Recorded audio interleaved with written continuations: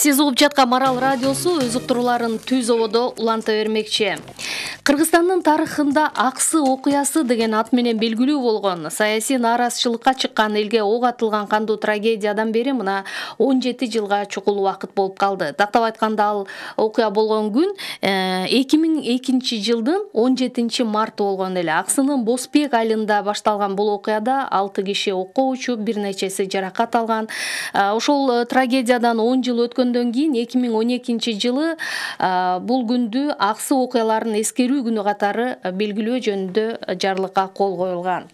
Бүгүнкү күндө мына ушул Аксы окуясынын алдында биз бул окуя өзүнүн саясий, юридикалык жагынан алганда өзүнүн баасын алдыбы деген маселеге жооп издейли деп турабыз.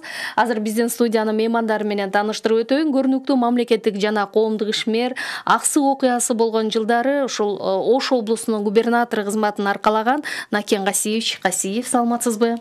Ошондой эле азыр биздин студиябызга укук коргоочу, ал кезде өлкөнүн акыйкатчысы болгон Турсунбек Акун келип кошулат. Байланыш номерибиз 68 06 06 жана 0552 68 06 06 WhatsApp номерин терип суроо же пикириңизди калтырсаңыз болот. Накен Касиевич, 2002 жылдан берки окуядан бери мына 17 жыл убакыт өтүп кетиптир бат эле. Кандай ойлойсуз? Бүгүн ушул Аксы окуясынан биз сабак алып, анын баасын анализдеп бүттүкпү? Бир баа бере алдыкпы? Мен ойлойм, бул биздин Кыргызстандагы эгемендүүлүк жылдардагы тарыхыбыздагы эң бир кайгылуу окуя болгон, биринчи кандуу окуя болгон. Ошондуктан чынында ал убактагы бийлик, ошол убакта коомчулук өздөрүнүн кандайдыр бир деңгээлде ошол окуяга жооп бергендей болду. Бирок ошондой болсо дагы бул суроодо көп ачык нерселер бар. Себеби ал маселени аягына чейин териштирип, ошол маселелерге укуктук баа, андан башка коомдун толугу менен баа, конечно, алган жок деп ойлойм. Себеби ага бир топ мындай бир нерселер таасирин тийгизди. Анан эми мына өзүңүз айткандай 17 жылдын убакыт өтсө дагы бул кечээ эле болгон нерседей болуп турат. Аксы окуясын мисалы ошондой кандуу каргашага айланышын менимче коомдуктагы ал убакта толук мындай кабыл албаса керек. Себеби баягы жок жерден чоң чыргылып алдык да, чынында. Мында эң бир негизги жетишпестик ошол убактагы бийликтин, конечно. Бийликте турган адамдар кандай болсо дагы коомдуктун ар бир нерсеге жоопкерчиликтүү. Эгер ар бир адамда же болбосо коомдо турган адамдарда жетишпегендик нерсе бар. Эгер жөнөкөй адамдын жетишпеген нерсесин баамдаса гана, жанында жүргөн гана киши байкайт, ал эми бийликтин башында турган кишинин жетишпегенин бүт коом байкайт экен. Ошондуктан ошол убакта чоң бир каталыктар кетирилип калган чынында. Анан эми мына ошол Аксы окуясынын бүгүнкү күнү мен ойлоп көрсөм, чынында жок жерден чыр чыгарып алдык да, жок жерден, түз эле жерден дегендей. Мына ошонун каргашасы акырында биринчи президенттин иштен кетишине, биринчи революцияга түздөн түз таасирин тийгизген ошол Аксы окуясы болду. Себеби ошол убактарда баягы бийликтин рейтинги ыйлап турган кез болчу чынында жалпы. Бирок ошого эң чоң түрткү болгон бийликти баягы түп тамырынан бери абдан начарлатып койгон ушу Аксы окуясы болду. Себеби ошол окуядан кийин коомдо тынччылык болгон жок чынында. Коомдо тынччылык болгон жок, оппозиция күч алды. Аксы окуясынын чырмашкан жанагы кызы чуусу себептери, анан ошонун аркасынан келген жана жоопкерчиликтер толук тартылбагандыктан коомчулукта жанакындай процесстер тынбай жүрүп атты да чынында. Ошондо көчө саясаты деген саясатка өттүк, түз жерден уже көчөдөгү саясатка өтүп ошондой акыбалга алып келди да. Негизи ушул Аксы окуясы Кыргызстанда баягы кийинки инкылаптардын жел аргысы болуп берди. Ошого мындай бир локомотив болду деп айтып дагы көрсөтпөйбү? Себеби мындай да, ошондон баштап көчө саясаты башталды да. Чындап көчө саясаты ошол Аксы окуясынан кийин башталды. Анан ал кийинки бир эмес 2 революцияга тең локомотив болуп кетти десек, мен андан жаңылышпаймын. Себеби коомду козгоду, бийлик менен элдин ортосунда ажырым күчөй баштады, элде ишенбейчилик пайда болду бийликке. Ошондуктан бул чоң жаракат кетирди да, айрыкча биринчи бийликке да, анан экинчи бийликке, мына өзүңүз билесиз, экинчи бийликте ошол убакта премьер болуп турган Бакиев президент болуп калды. Андагы сөзсүз түрдө азыр экинчи бийликтин кетишине революцияга кандайдыр бир мындай кыйыр болсо дагы аксы окуянын сөзсүз азыр бар. Биздин студиябызга кош келипсиз, урматтуу Турсунбек мырза. Биз байланыш номерибизди эсиңиздерге салып өтөлүк, 680606. Турсунбек мырза, мына 2002 жылдагы окуяны албетте бул бекеринен келип чыккан жок, аксы окуясы элдин аң сезиминен абдан бышып жетилгендигин, баягы акыйкаттык үчүн күрөшө билгендигин көрсөттү деп жатабыз да. Анан эмне түрткү болду бул жагдайга деген ойдосуз? Биринчиден, Акаевдин бийлигинин убагында көп жылдан бери чечилбей келген проблемалар болгон да. Мына ошол эле Аксы районунда жер маселеси аябай проблемный болот көп жылдардан. Огород деген жок десе болот. Андан тышкары иш маселеси чечилбей келген көп жылдардан бери. Анан ушул эң негизги проблема ошо чегара маселеси да. Мисалы алар ошо чегара маселесине өтө тыкыр мамиле кылат да. Мисалы ошол түндүк райондоруна караганда. Алар ушундай бир чегара маселесине же болбосо башка өлкөгө жерлер кетсе, мисалы Нарынга же Көлгө караганда уже башкачараак реакциясы күчтүү болот. Анан ошон үчүн аксылыктар биздин 90 миң гектар жер өсөм куш Кытайга кеткендигине байланыштуу биринчилерден болуп ушул Аксыдан шайланган депутат Азимбек Бекназаров көтөрүп чыккан да. Мына ушул аябай чоң түрткү болду 2000 жылы, анан 2001 жылы ушул белгилүү болду. Биздин өсөм куш ошо өрөөнү өтүп кеткендигине байланыштуу. Мына ошондон кийин Азаттык биринчилерден болуп айтып чыкты, силердин радио айтып чыкты. Мына ошентип анан элдер мына ушу баягы мындайча айтканда элдин курсагын ачканлыгынан эмес, ошо кыргыздын ата-бабадан келаткан жери башка өлкөгө өтүп кеткенине байланыштуу. Мына ушул аябай элдин намысын ойлойт да. Мына ушул түрткү болду. Негизи бул окуяны болтурбай коюунун бир жолу бар беле? Мисалы ошол окуянын чыгышына, элдин толкундуусуна алып келбей койсо болот беле? Мисалы ошол учурда сиз мына Ош облусун жетектеп турган. Сөз түрдө болот болчу, себеби бул мындай да, кандай болгондо дагы коом менен эл менен бийликтин ортосундагы сөз түрдө ишенимдүү мамиле болуш керек. Ошол эми жогоруда айтылгандай жанагы Кытай менен Кыргызстандын ортосундагы чегарадан кийин бул маселе коомчулукта дагы анын ичинен кээ бир депутаттар, оппозиционный депутаттар абдан мындай бир желек катарында кармады дагы, анан катуу турду. Анан катуу турганда эми ал бүгүнкү күндө деле оппозиционный депутаттар ошондой кырдаалда адамдар туруп атат да. Ага деле бийлик ар кандай мамиле кылат. Бирок баягы бийлик кичине өзүнүн күчүн көргөзгөсү келгендей болду да чынында, себеби ошондой баягы ооздуктагысы келди тиги Бекназаровду. Ошондуктан анын баягы мурунку 7 жыл мурда ал ошол райондук сотто следователь болуп иштеп турган ишин көтөрүп, анан ошо боюнча аны камакка алып койду да. Бул баягы элге, араң турган элге мындай шебеге менен сайгандай эле болду да, себеби эл деле ачык айтканда жанагы элдин жалпы түрпү ошол чегара боюнча деле козголо койгон жок. Эң негизги максат Бекназаровду ошол өчө алуу катарындагы ана камаганы ошол элге мындай шебеге менен сайгандай таасирин тийгизди да. Ошон үчүн Бекназаров үчүн биринчи эл чыкты.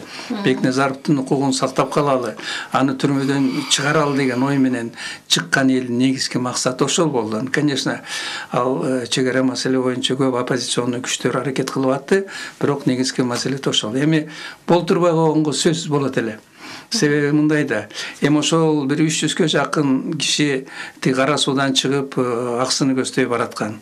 Алар негизинен баягы тынччылык жолу менен эле баягы көчө саясаты деген башталып калбады беле. Демократиянын убагы, Бекназаровду сактап калалы, анан бул президентке ошол райондун акими өзү элдин таламын жеткирсеге деген ой менен бараткандан орто жолдон баягы чолок саясатчылар чыга калып анан жанагы милицияны алып чыгып курчуп кетти. Кырдаал курчуп бараткансыз. Эми жөн койгондо Босбек менен андан ары Аксыга жөө барып эле мүмкүн бир 3 саат турмак, 4 саат турмак анан тарап кетмекте. Элге чыгып түшүндүрүп, чынын айтканда керек болсо Бишкектен деле жетекчилер учуп барып эле түшүндүрүү иштерин жүргүзүп койгонго сөзсүз болот эле да. Сөзсүз болот эле да. Бирок ошондуктан эл менен ошол бийликтин ортосундагы жакшы дипломатия, диалог болгон жок да.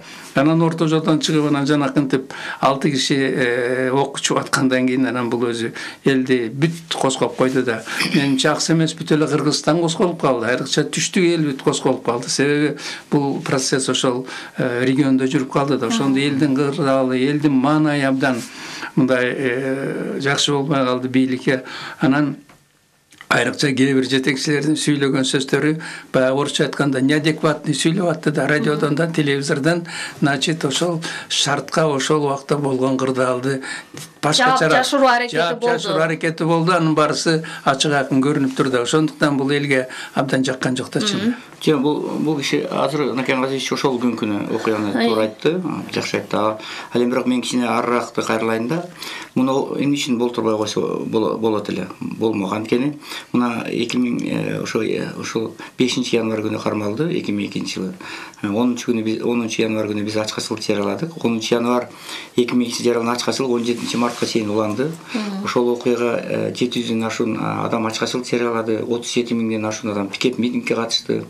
7 адам курман болду Шерал Назаркулов менен. Анан ошон үчүн ошондо 6 мектептин мугалимдери балдарын мектепке жибербей, Жалал Абад облусу боюнча Аксы районуна жибербей коюшту. Анан ошондо мен раматтылык Аманбек Каракбулчка кирдим.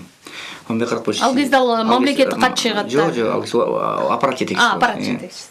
Анан ал киши Аскарга айттыңыз, бул элдер балдарын жибербей атат, бул аябай жаман нерсе. Аксылыктар жатып пикет кылып кара сууда жатышат. Ат-энелер баягы эми баягы даже эшикке чыгып заара ушатканга дагы уруксат бербей кармап барышты да. Элдин жинине тийип бугуш айткандай. Анан ошон үчүн ушундай абал болуп атат десем, жок, биз билебиз. Аны сен кийлигишпей эле кой деп Аманбек Каракбулч ушинтип койду да. Анан Аскар Кайыпка адамдарды киргизбей койгон жок. Анан мына биз ошол жерге 3 айга чукул ачкачылык жарыялганда Ак үйдөн Государственный жапжакын эле жатсак, ал кезде Конституциялык министр болчу.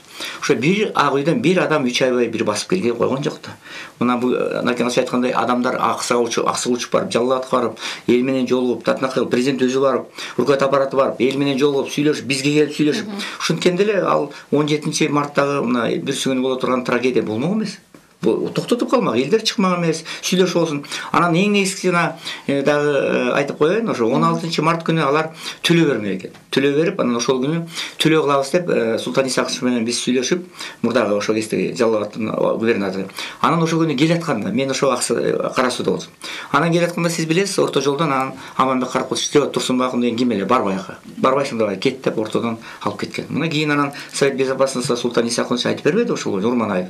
Ошон үчүн мына болтурбай ушуну эгер Султан Исаков келгенде дагы ошондой мына болбой калмак окуя. Ошон үчүн окуяны болтурбай койгон жолу 1000 жол бар болчу. Бирок бийлик ошону тилекке каршы пайдаланган жок. Эми ошондо болтурбай койгон жолдун бири ушул Турсунбек эгер ошол жерде курчураак иш кылбаганда мүмкүн болбой да калмак. Чынында мен угушумда туурабы? Аныңыз туурабы? Туурабы, ана болгондой айтат. Себеби жанакы эл Босбекке келгенде сиз аны күчөтүүгө аракет жасаган деп айтылып жүрөт. Бул чынында да ошондой баягы катализатор деп коет да, мындай химиянын тилинде катализатор деген ошол любой реакцияны курчута турган нерсе да.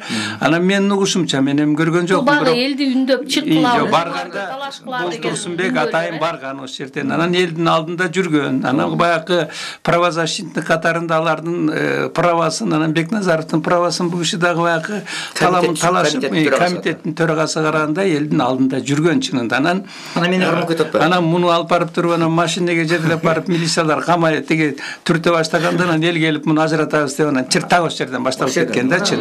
Болгону айтыш керек чынында. Чынында ошондуктан бул маселени болтурбай коюшка сөзсүз мүмкүнчүлүк бар болчу. Бул биринчиден ачык айталы бийликтин чоркоктугу же болбосо бийликтин кичине мансапкар болуп турган кеси да. Себеби баягы элдин пикири менен эсептешпей калган. Эсептешпей ошондуктан мына бүгүнкү бийликте эле баардык ушундан сабак алыш керек. Мындай нерсе болбойт деп эч ким айта албайт да. Туурабы? Мына чек арада көп чыр-чатактар чыгып кетип атат. Кээде улут аралык маселелерде проблема болот. Мына ошондон биз сабак алышыбыз керек. Сабак алып алдын ала эл менен жолугушуп, эл менен акыйкат ачык сүйлөшүп, ак айтып, болгонун болгондой десек, эл деген эл терең түшүнөт. Ошондуктан биз эл менен баягы ортобуздагы байланышыбыз начарлап калгандагы процесс болду да чын. Анан дагы бир кошумча айтарым. Накен билет, 14 марттан баштап 19 март 6 күн катары менен только аксылыктар менен жалгыз мен болдум. Телефон айттым го. Анан ошол кезде жана 14-үнө 17 күнү мен алып барып камап салбадыбы.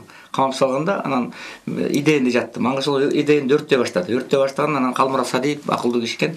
Ал чек ара кызматында Турсунбай акылды чыгаралы, ошо гана токтотот элди. Деп туруп анан ал команда берип чыгарды. Акаевдер чыгаралы деген жок. Карпул. Аны жоготкула бирөтөлө кама. Анан ал акылдуу экен билин. Ал Турсунбай акылды чыгаралы деп анан мени чыгарып анан баягы курал жаракты билесиң акырын.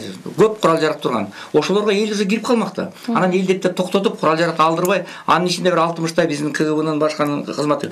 Ал жерде аябай чоң кырылыш болмок.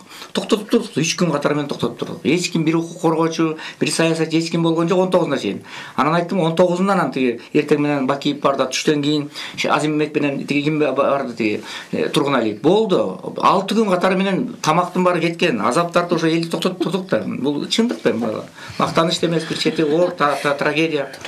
Ушундай да бул. Эми ошол жана эл менен бийликтин ортосундагы мамиле тууралуу сөз болуп атпайбы? Биз ар нерседен сабак алышыбыз керек деп. Ошол тууралуу сүйлөшүп атабыз. Аксы окуясы болду, боесу канды. Бирок ар бир нерседен биз сабак алышыбыз керек. Айрыкча бийлик башында турган адамдар. Мына ошолор менен сүйлөшүүгө сөз болот экен. Мисалы ошолор Жалал Абадка келди, Жалал Абадтан кабыл алышкан жок, анан Ошко келбедиби? Бир где-то 600-га жакын жөө киши келди. Ошо 200 километр жол менен басып келди. Ошондо мен бул Сатыбалдиев Жантөрө анда шаардын мэри болчу.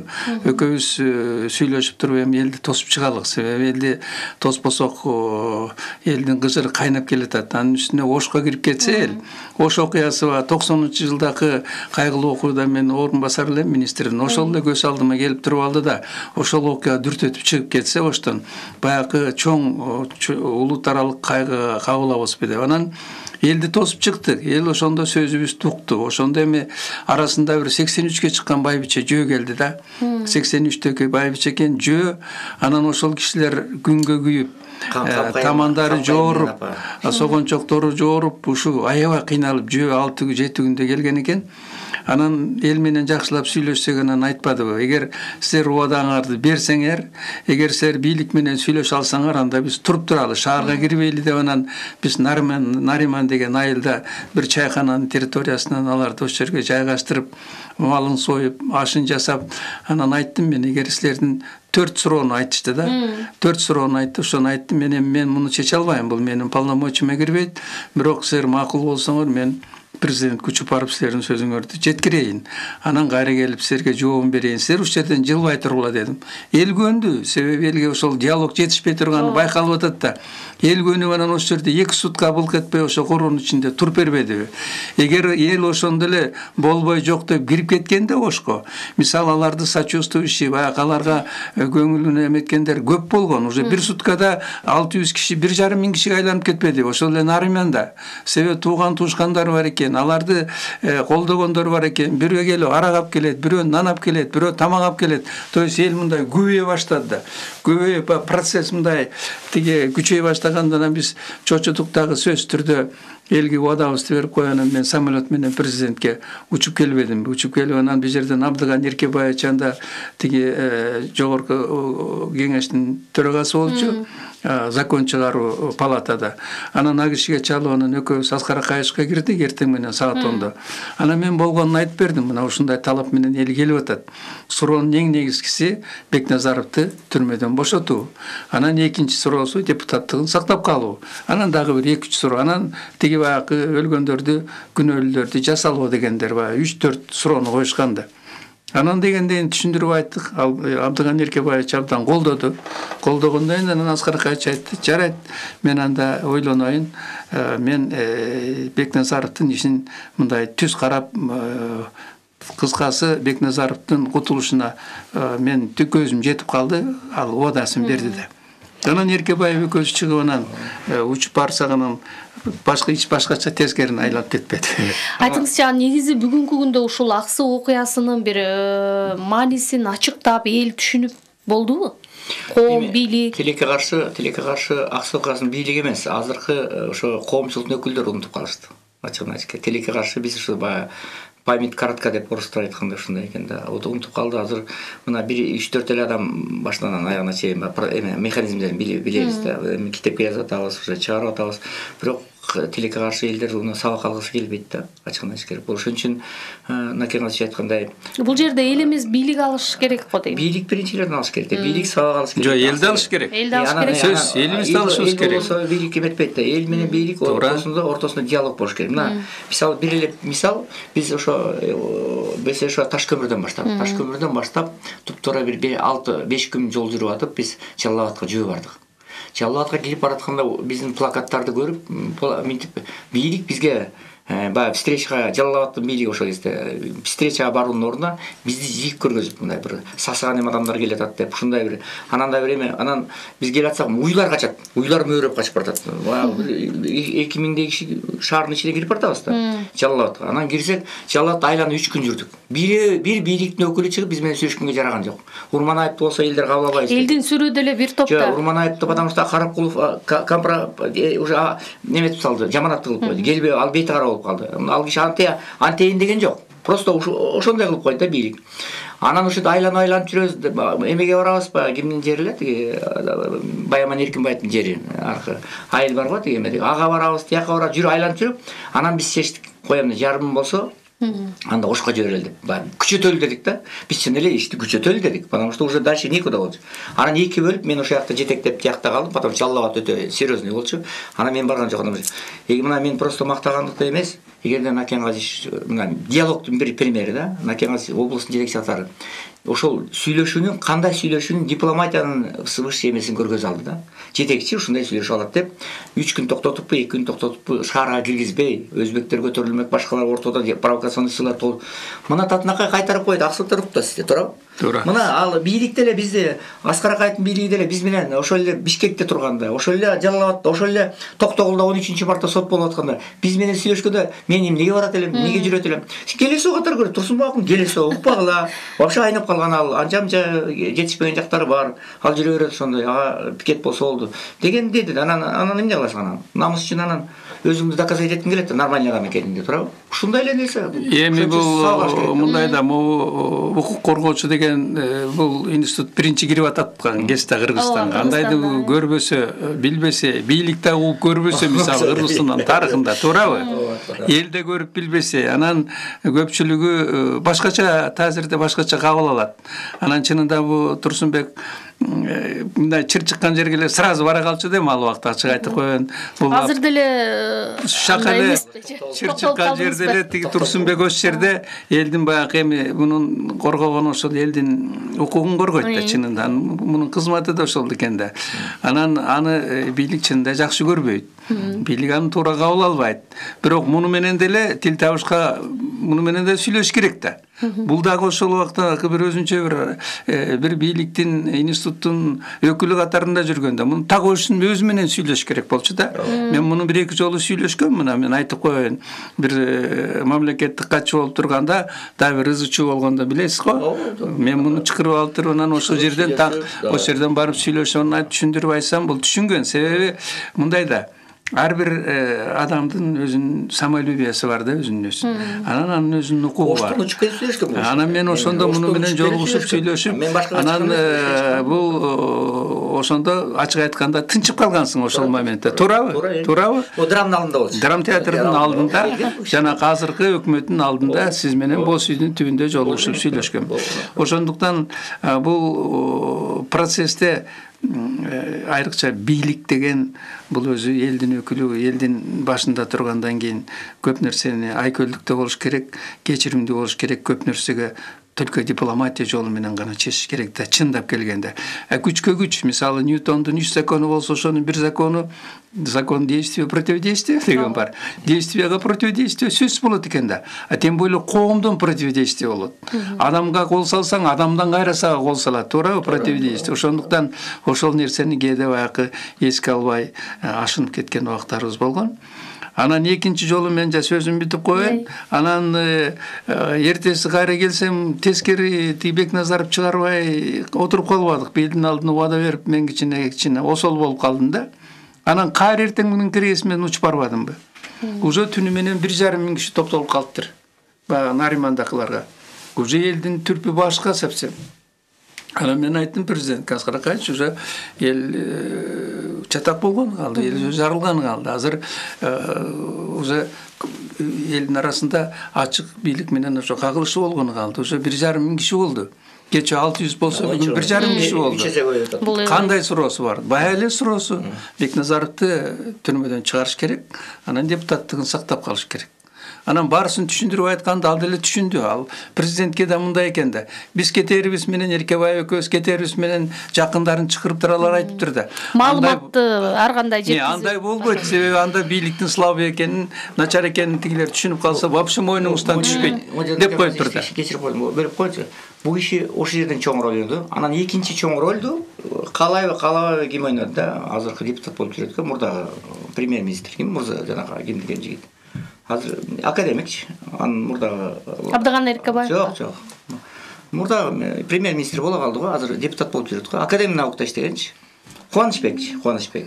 Исабековпу? Жок, Кубанычбек. Кубанычбек. Мурзабекович депутат азыр. Фамилиясы Жумалиев. Жумалиев. Мына бул киши айткандан кийин дагы ошо толук ишенбей ошого. Анан ошо Кубанычбекти жиберди, Жумалиевти. Окуучусу, лаборант деп коет, башка деп коет, эми лаборант эмес, академик болду го. Анан аксыга келди, натыйгасы ошондо. Анан аксыга келип менин үнүм бүтүп калган башка бар. Анан ал кыйынсынып келди. Ал аксылык өзү, Акжол деген айылдан. О, менин жердештерим деп келди. Анан жердештерин көрсөтпөдү ошо. Анан жердештеринин жери бир 10 миң кишинин алдында, ортосунда калды. Тияка түртүлөт, бияка түртүлөт, өлтүрөбүз дегендер. Муну өзүдөн чыккан, өрт жаман, өзөктөн чыккан, жарт жаман дейт. Мына бизден арабыздан чыккан деп анан анан мен кармап жанына мен аксылык нарындыкмын. Ошо аксылык жигитти бийликтин өкүлү да анан кармап алып, тийбегиле деп, мынтип ататтым эле, өлтүрөп. Анан ортодон ош жерден 3 саат ары кетип, бери кетип, анан талпанын ортосунда турду. Анан эл анан алып барып турган бир өзүнчө үйгө алып барып, эми ошол жерден Акаевка чал деди.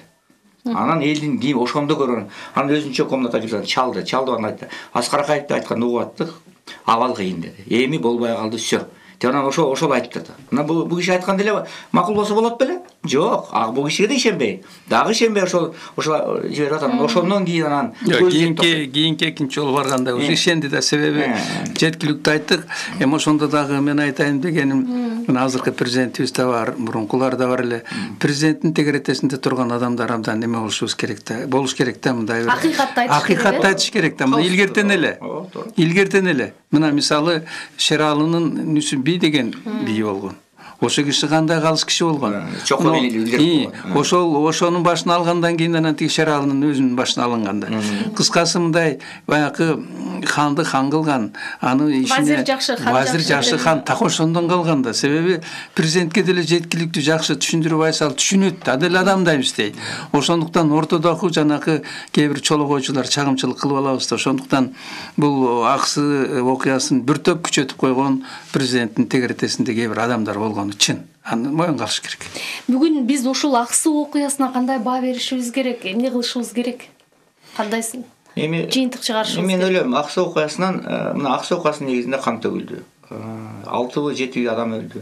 Андан кийин апрелде дагы эле болду. Андан кийин мына канчалаган адамдар революциянын аркасы менен да кан төгүлүп кетти. Биз ушулардан только дипломатия жолу менен гана, сүйлөшүү жолу менен гана. Анан ар түрдүү көз караштар, түрдүү пикирлер айтылат, түрдүү көз караштар болот. Анан чагымчыл күчтөр болот, оппозиция болот. Мына оппозицияны Атамбаев камайын деп эмне болду? Мына четинен чыгып атат, өзү ири кетип атат, сөзгө калып атат.